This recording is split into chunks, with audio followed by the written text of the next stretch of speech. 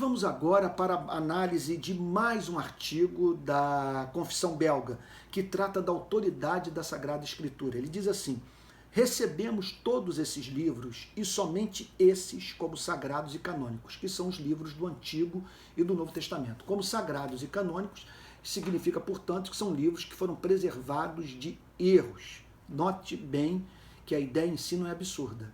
Um Deus pessoal, um Deus fidedigno, um Deus verdadeiro, um Deus que é luz, se revelar a seres criados à sua imagem e semelhança de modo proposicional, de modo infalível e permitindo que esses registrem o conteúdo da revelação mediante inspiração, que lhes permita, portanto, fazer um registro fiel do que foi revelado.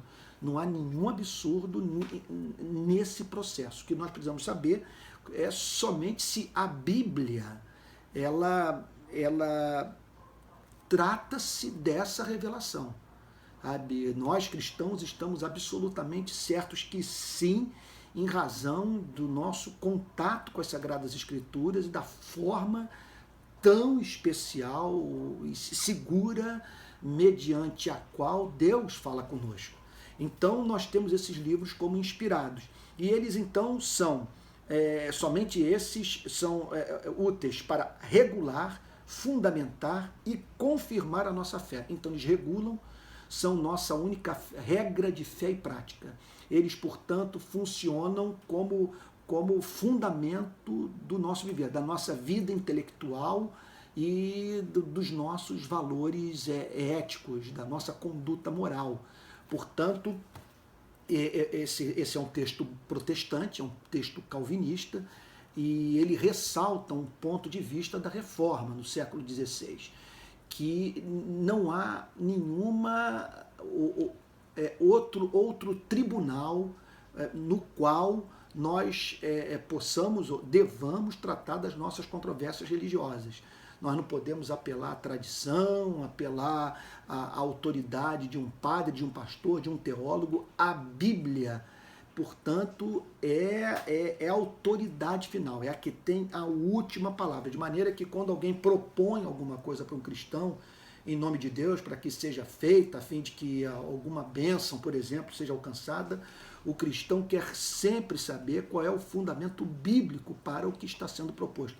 Isso representa uma imensa liberdade para a vida da igreja, porque emancipa a consciência do controle da igreja, e como a Bíblia não pede do homem tolice, não pede do homem aquilo que inviabiliza a sua vida, o homem, portanto, é chamado por Deus para se submeter àquilo que representará para a sua vida o fundamento maior da sua liberdade de consciência, que é valor inegociável. Então, recebemos todos esses livros, e somente esses, como sagrados e canônicos, para regular, fundamentar e confirmar a nossa fé. Porque a Bíblia é esse selo de Deus. Ela apresenta as promessas de Deus para a vida humana, selando essas palavras, essas promessas nos nossos corações. Cremos, sem dúvida nenhuma, em tudo o que eles contêm. Não tanto porque a igreja os aceita e os reconhece como canônicos, mas principalmente porque o Espírito Santo testifica em nossos corações que eles vêm de Deus, como eles mesmos provam. Pois até os cegos podem perceber que as coisas preditas neles se cumprem. O que a Confissão Belga, então, está tratando de fazer é de ressaltar a autoridade da Bíblia. Na verdade, nós estamos aqui num texto no qual ainda se percebe muito da controvérsia entre católicos e protestantes no século XVI. Porque a Igreja Católica dizia que a autoridade final está com a Igreja, que é a Igreja que tinha agrupado os livros canônicos. Portanto, isso está bem dentro da teologia do catolicismo, na qual a igreja é a grande, exclusiva mediadora da relação de Deus com o homem. No catolicismo, você não dá um passo na sua vida espiritual sem a mediação da igreja. A Reforma Protestante veio quebrar isso e veio também contradizer o ponto de vista católico sobre a autoridade das Sagradas Escrituras, dizendo o seguinte, que não é a igreja que inventou a Bíblia. A autoridade da Bíblia não advém do testemunho da igreja. Ao contrário, o que a igreja fez foi reconhecer a autoridade das Sagradas Escrituras. Portanto, as escrituras são anteriores à igreja. A escritura sagrada é que dá ensejo à igreja, que faz com que a igreja nasça. E tudo que os cristãos fizeram, os cristãos no Novo Testamento, os judeus, santos de Deus no Antigo Testamento, foi reconhecer a inspiração desses livros. Sabe?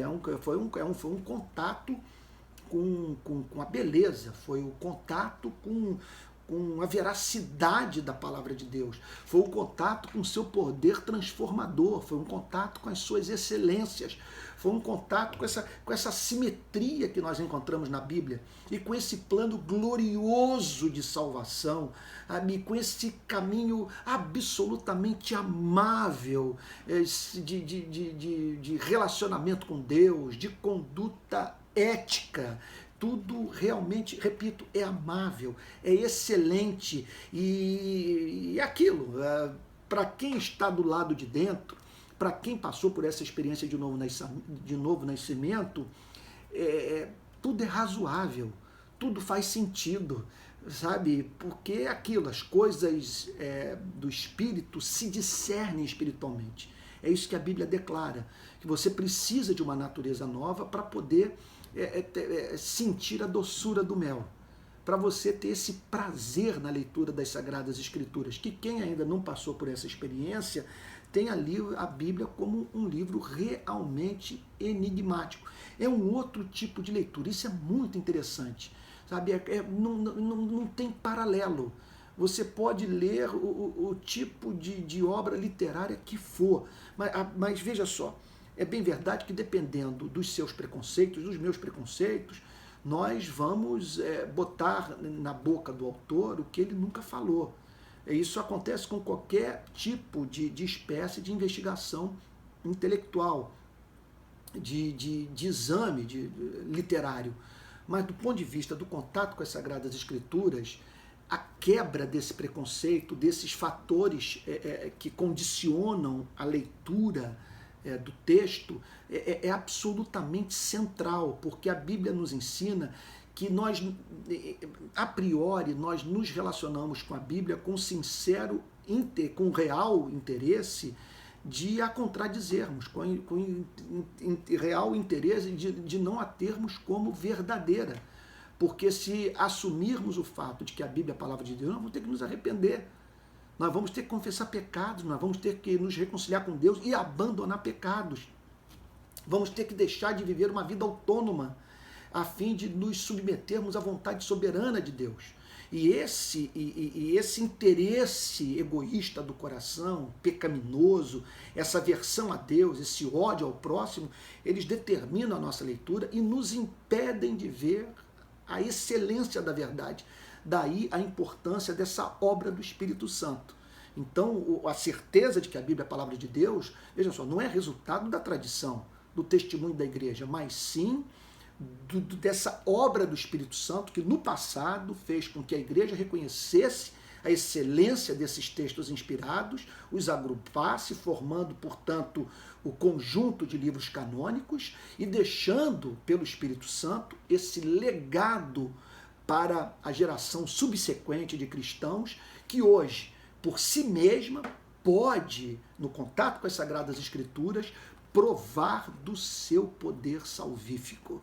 Então é isso que nós acreditamos na autoridade das Sagradas Escrituras. A Bíblia é o martelo que esmiuça a penha, é a espada de dois gumes, que separa juntas e medulas, que separa a alma do espírito. Estou usando textos das próprias Sagradas Escrituras, sabe? Que a Bíblia é de fato a palavra de Deus que faz o nosso coração arder, que ilumina a mente, que enxuga as nossas lágrimas, que levanta o nosso rosto e que faz, portanto, com que nós venhamos a nos desfazer do luto a fim de vestirmos vestes de justiça para a glória do Criador.